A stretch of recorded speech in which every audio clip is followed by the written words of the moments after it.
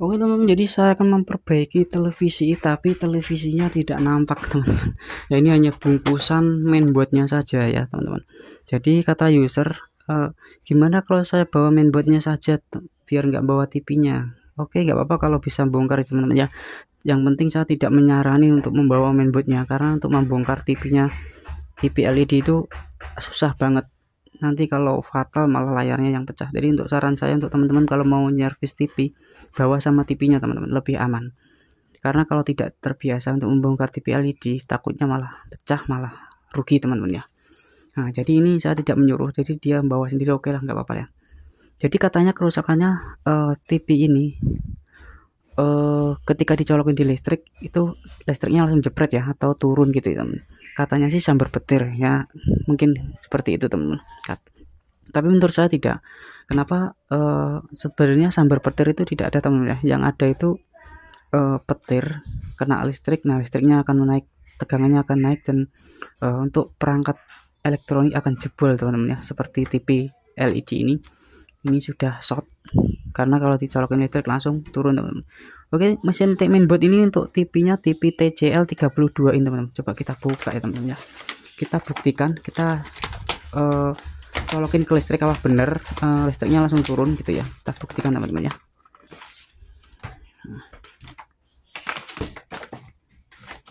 Kita sekiri dulu. Nah, oke teman-teman, jadi ini mainboardnya ya, jelas sekali.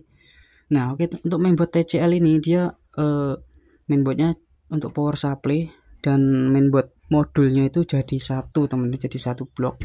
Nah, untuk TV yang lain ada yang misah ya, jadi modulnya sendiri, power supply-nya sendiri. Jadi untuk TV TCL yang ini jadi satu buat teman-teman. Ini modulnya dan ini modul power supply-nya teman-teman.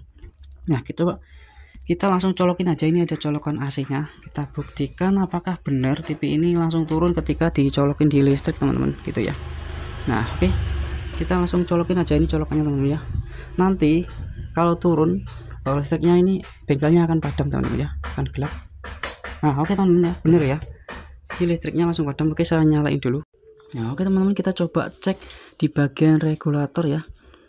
Nah, kita coba di ini ada dioda dan MOSFET teman-teman ya. Nah, kita coba cek diodanya dulu ya. Yang sering short di bagian regulator adalah dioda teman-teman ya, yang menyebabkan listrik turun ya, biasanya seperti itu. Nah, kita coba cek diodanya menggunakan buzzer seperti ini teman-teman ya. Buzzer dari tester saya biasa ya.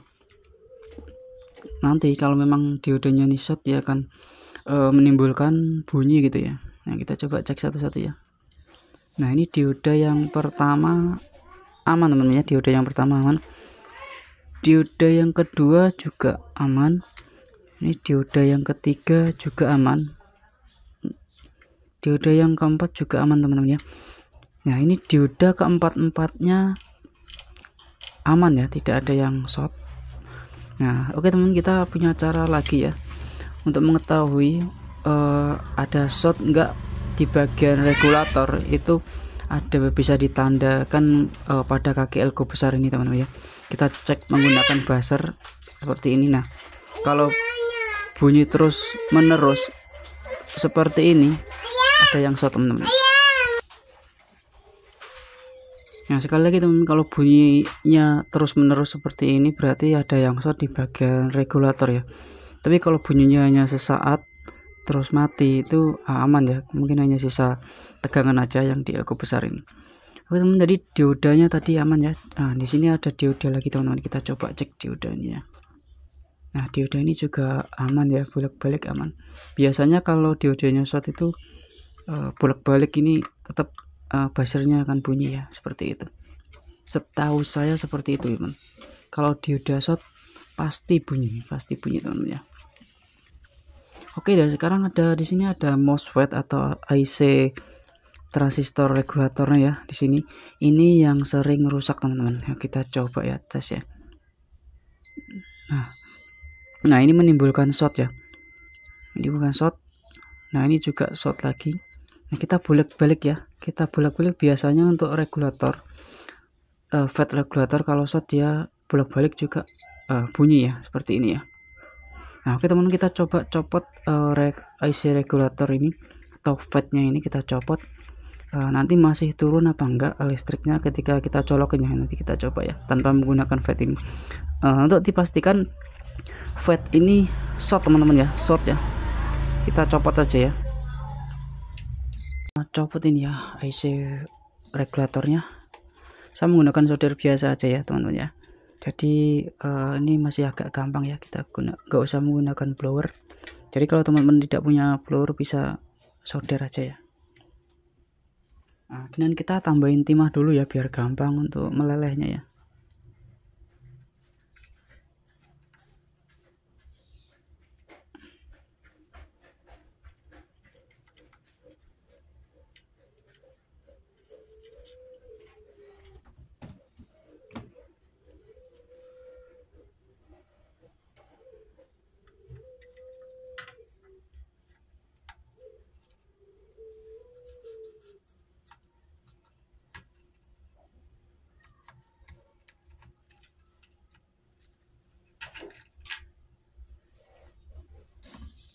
Nah teman-teman ya, sudah terlepas ini ya FET-nya. Nah coba kita tes FET-nya ini menggunakan buzzer apa bener dari FET ini ya, shotnya itu ya. Nah seperti ini, kita taruh sini ya. Oke teman, jadi probe hitam kita taruh di tengah ya, di kaki kolektornya. Nah probe merahnya kaki basis ya, dan kolektor emitor ya, basis dan emitor. Nah oke teman, jadi bener ya, FET-nya ini short teman-teman ya, short ya, yang menyebabkan regulatornya mati atau listriknya jadi turun itu IC FET-nya ini short teman-teman ya. Nah, coba kita tes di elko besar ini apakah masih ada yang short atau tidak gitu ya.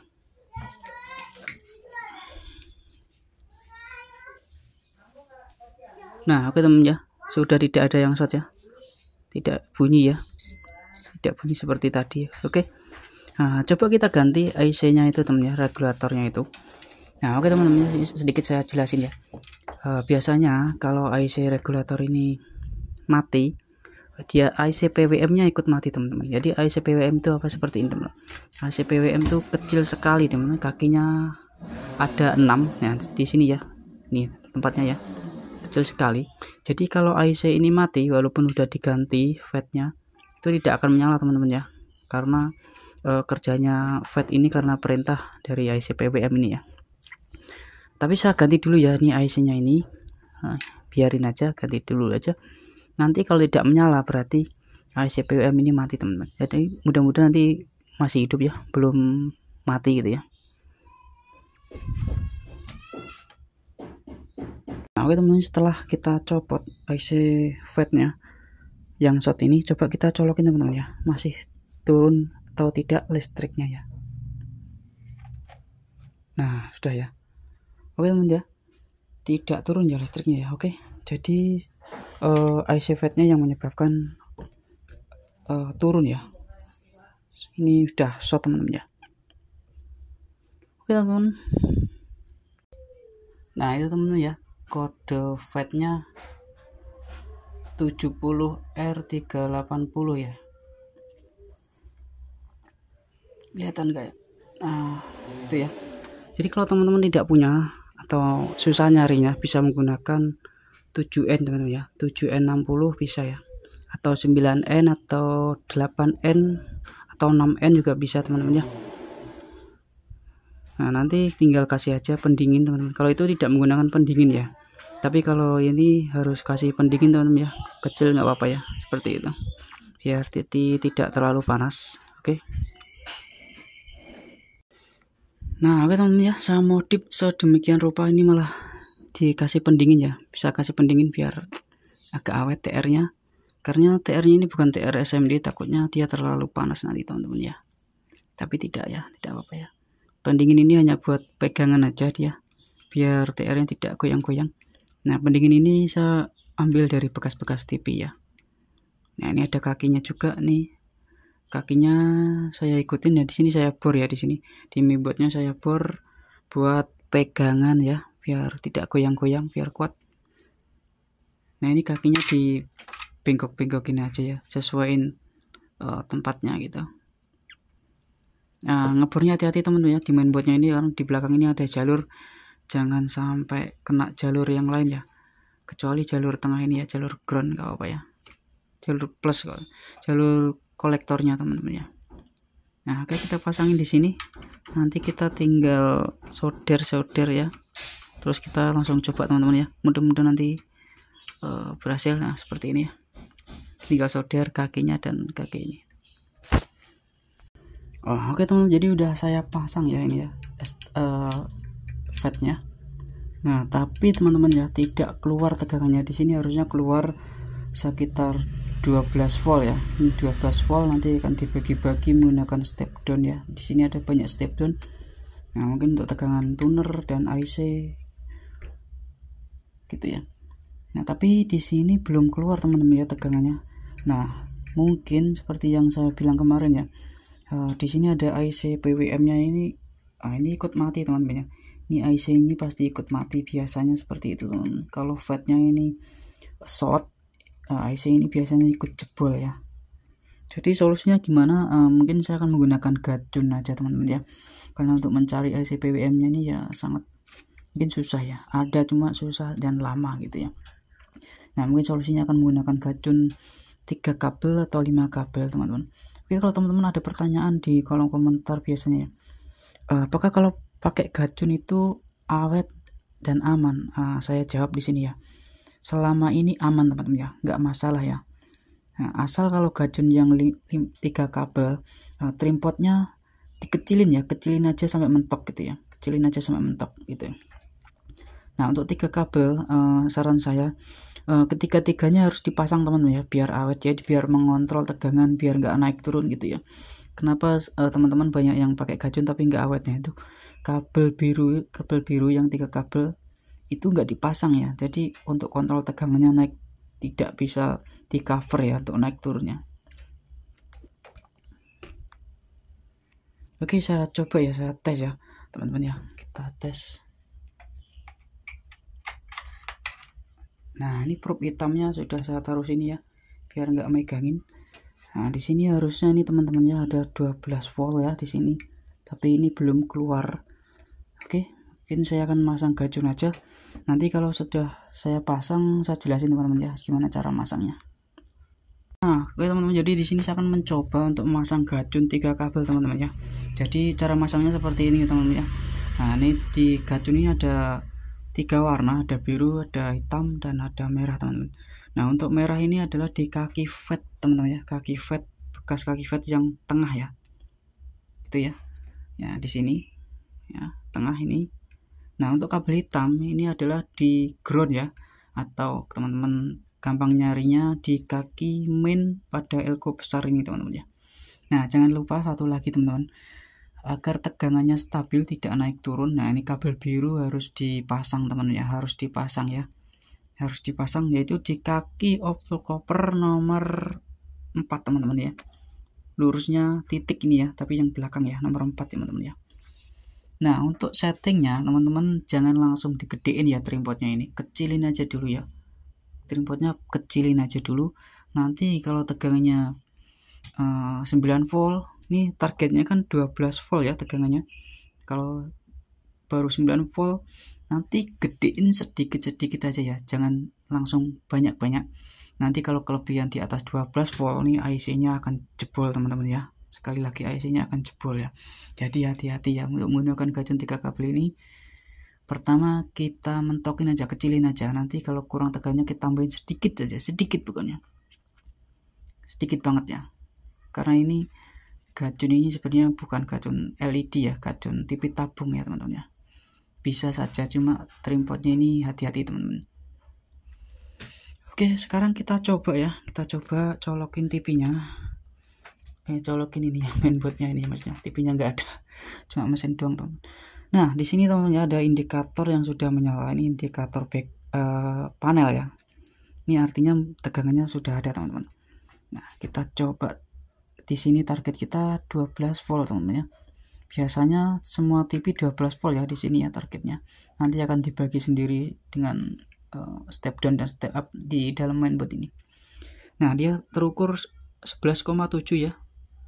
Nah 11,7 teman-teman ya, idealnya seperti itu ya, jangan melebihi 12 volt, kalau bisa sih 11,9 atau 7 ya minimal ya, seperti itu. 11,7 TV-nya sudah bisa normal teman-teman ya, seperti itu. Nah oke, mungkin nanti akan saya pasang gacun ini, kalau nggak gacun 5 kabel teman-teman, tapi paketnya belum datang, mungkin gacun 3 kabel aja ya kalau belum datang, kelamaan ya teman-teman, karena kebetulan kehabisan ya untuk gacun 5 kabelnya saya. Biasanya saya menggunakan gacun 5 kabel ya untuk TV LED, seperti itu. Oke teman-teman, jadi ini TV-nya sudah normal ya, untuk gacun 3 kabel.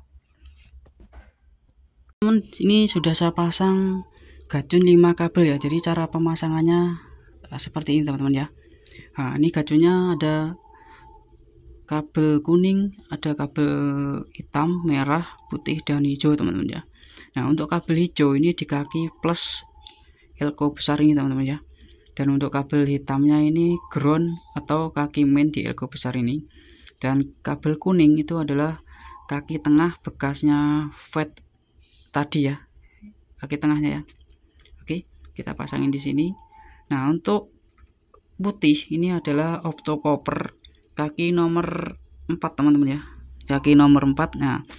Nah ini ada sedikit saya modif teman-teman untuk kabel merah. Nah kabel merah ini membutuhkan tegangan 12 volt sampai 18 volt untuk STR ini bisa bekerja ya. Jadi tanpa kabel merah ini STR-nya tidak bekerja atau masih belum nyala teman-teman ya. Jadi untuk jenis regulator TV berbeda-beda teman. Untuk di regulator TV yang lainnya mungkin ada dioda. Jadi seperti saya gambarin seperti ini teman-teman. Nah di kaki trapo ini terdapat 4 kaki seperti ini teman-teman ya.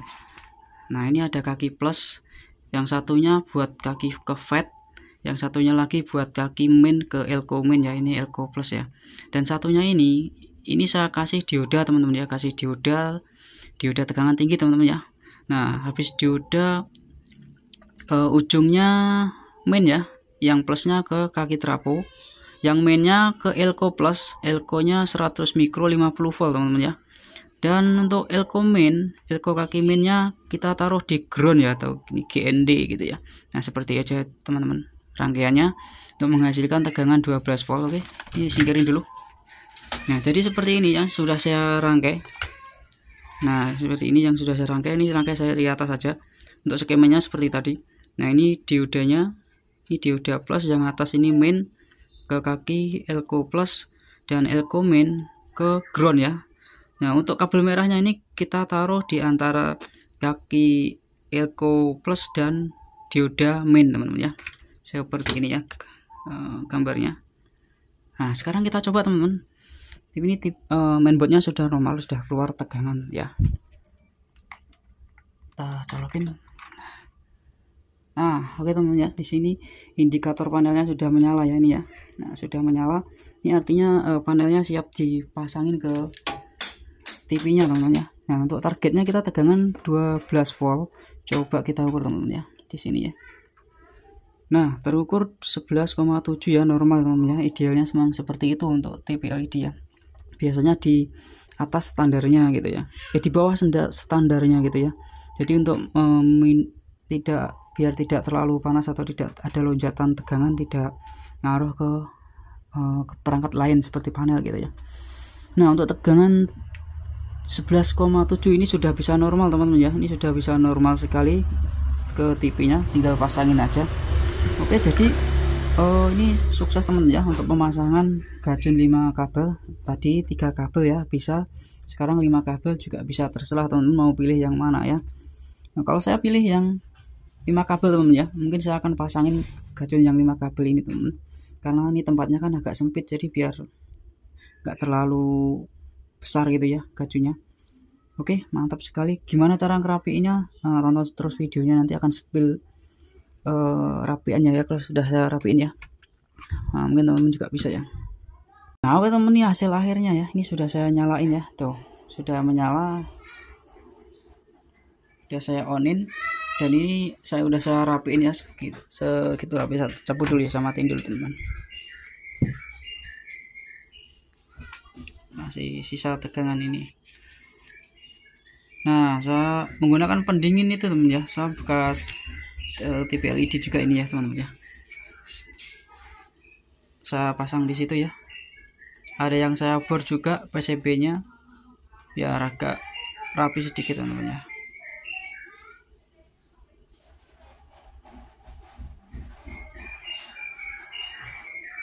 Oke.